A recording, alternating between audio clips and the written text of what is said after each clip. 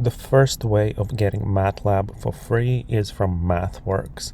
So just type MathWorks into Google, go to the first search result.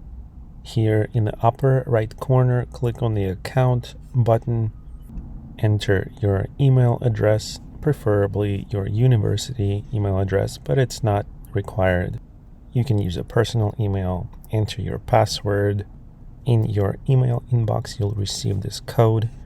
Enter the code and proceed to the registration, which is going to ask you some personal details, including what school you are from. I'll just breeze through this part here by speeding up. Okay, so once you are logged in into the account, you have two options here to use MATLAB for free. The first one is in the middle here. Use MATLAB Online Basic. Click on the button that says Use Now for free. Now, by doing that, you will open MATLAB in the browser, and you can use it for free online without downloading any software. You can do this on a Mac, MacBook Pro, an iPad, and of course, even the PC. So it's nice to have an online version of MATLAB for free, accessible from anywhere.